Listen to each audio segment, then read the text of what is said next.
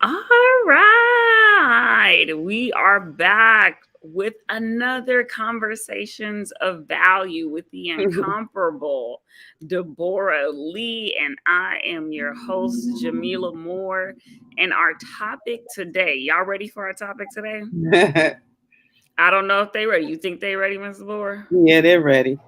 Okay. Women of wisdom and vision. Women of wisdom and vision. Can you talk to me? Why is it important for us as women to be wise? Well, one of the things even I encountered today is not just my wisdom, but the wisdom of the women around me. And so being wise enough to know when I don't have enough information and having used, as I've talked about before, my foundational values to know who's supposed to be in those spaces in my life. Who's supposed to be in those spaces in my life? Okay, let's unpack that a little bit because so many times we are full and filled to capacity because we have people occupying the wrong spaces in our lives. So, what would be a good use of a person occupying space in our lives?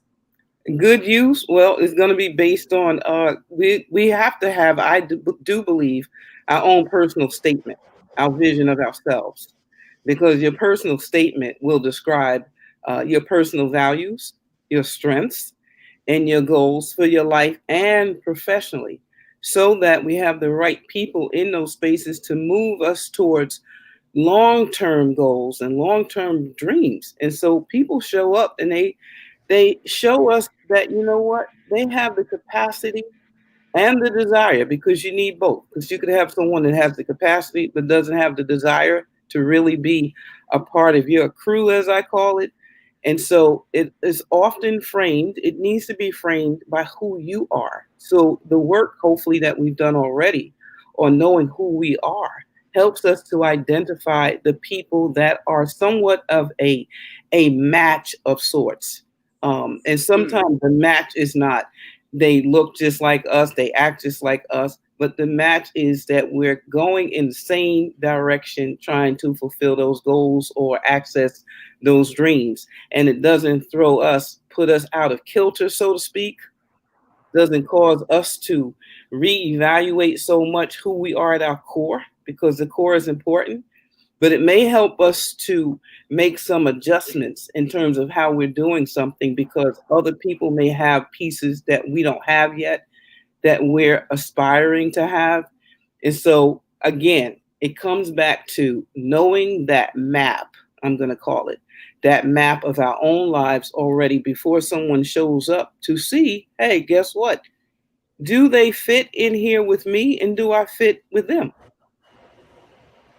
so, what one of the things I heard, not what I heard, one of the things I heard is that if we actually don't have a vision for our lives, we can't operate in wisdom. Exactly. Because you have to at least start to know where you're headed.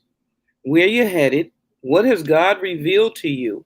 A part of what I'll be dealing with this week, or talking about this week, I have a group of about 40 women coming to a Mm, pep talk, pool party, worship in the water. And one of the things mm-hmm. I want to talk to them about is stewarding our lives better in such a way that we know how to ask for help, that we don't have to know it all. But who's in our crew? And my hope is during this event that women will choose an accountability partner based on the fellowship that we're going to have after ministry and the pool party and volleyball, and then the fellowship with the food, is to hopefully have conversations and connect with who you think you need to add to, I'm going to call it, your ride or die list. Mm. Okay.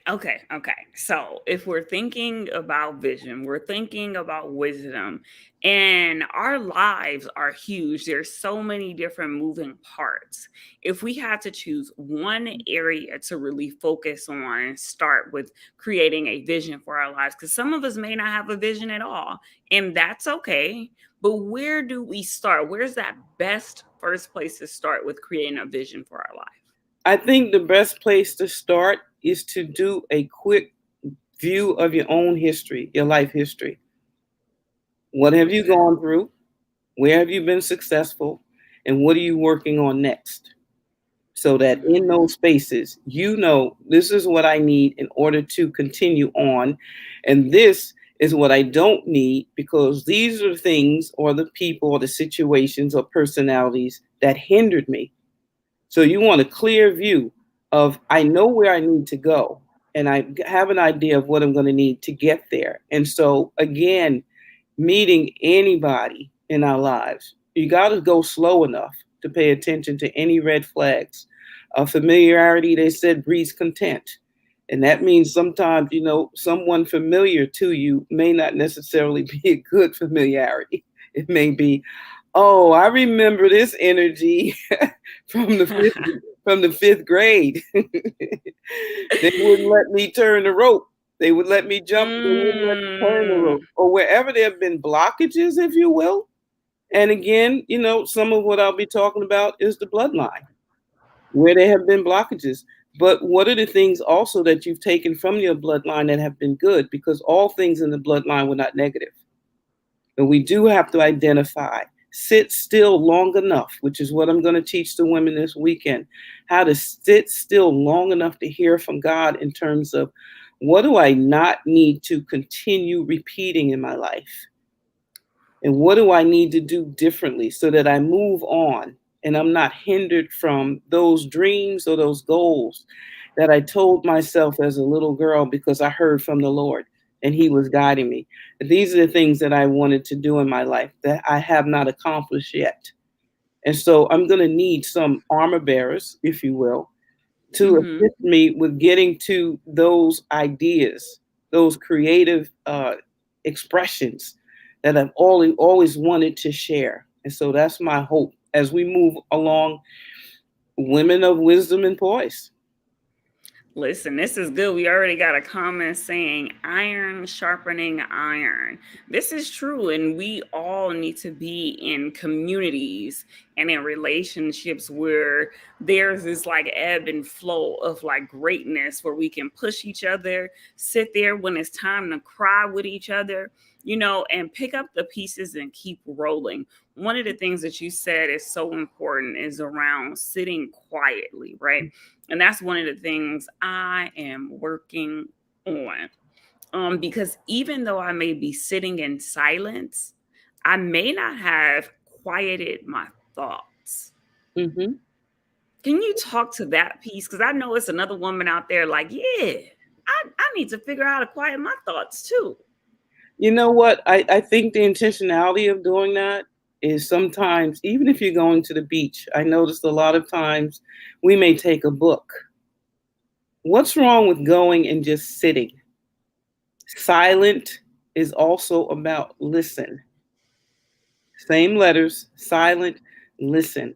The fellowship, the communication with the Lord requires the ability to sit and listen.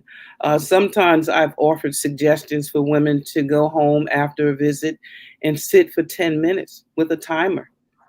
Just sit, begin to train yourself on how to sit. I will be talking to the women about how to not do anything. Stop always looking for something else to do. Take that time to recover and to refresh and to rejuvenate before you go on to the next project. I think that there's a misnomer that we think that we're always busy or we have to be busy. And that's not true. 24 hours in a day. Even if you chose the 10% of those 24 hours to sit and not do anything, or 5%, but it creates a refreshing, not just for yourself, but for every relationship that you're in, because relationships require that from you. I try not to take on another person in my life unless I know for sure that I can tend to that relationship, because it's unfair to give someone the idea that, you know what, you're coming into my life and I'm going to have time for you. And so God has taught me how to steward that better. You can love everyone, but you may not have time for everyone.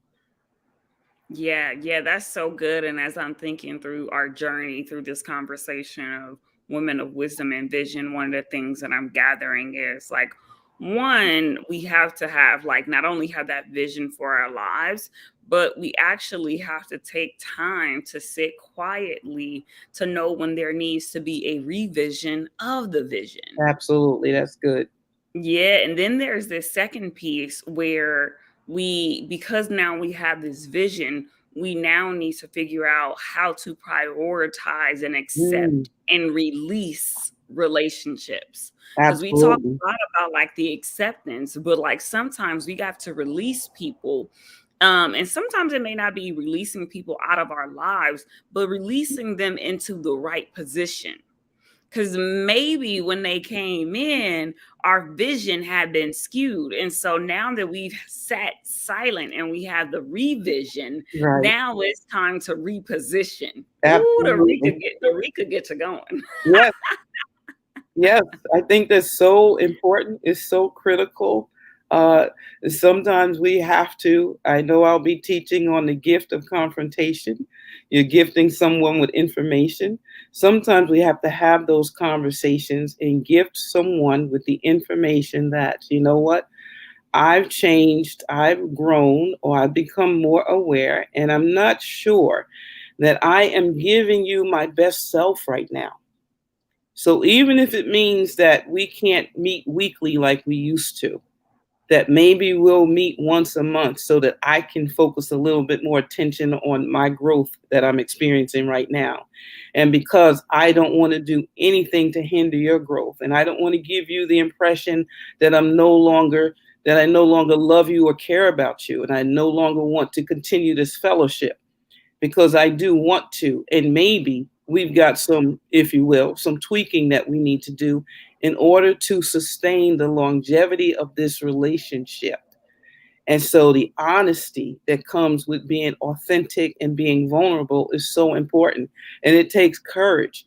But those are the healthier relationships when you can be true to yourself and you don't have to make those adjustments of, you know what, pulling back, and I can't share this because I don't know how it's going to be taken. And like I say, huge tennis fan, you hit the ball over the net, and you're not responsible for what the other person does with it. You become responsible when they hit it back, but you're not responsible in terms of, you don't want to jump over the net and help them hit the ball back to you. So putting that information on a platter with the utmost kindness and offering it to the other person as, like I said, the gift of confrontation, you're gifting them with information so that the relationship can stay healthy and that it can thrive. Listen, we've been talking about what it means to, be a woman during this age and how thriving is where we need to be striving to. I'm like, now I'm just seeing this tree, right? We have our vision, we have our wisdom, but as like we start to just put the little pieces there, as it relates to wisdom, we have to know when to communicate. We have to know when to confront. What's another C we have to do as it relates to wisdom? I know you got another C in there. Another C. I want to say character is important. Character is Mm, so important. Don't give up your character.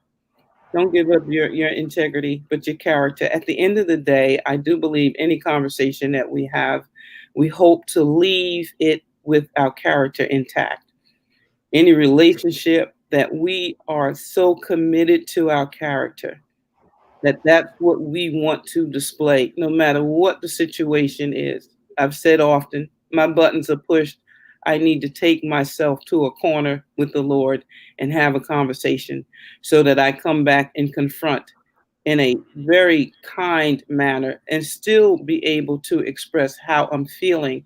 I don't believe that we need to get rid of our emotions.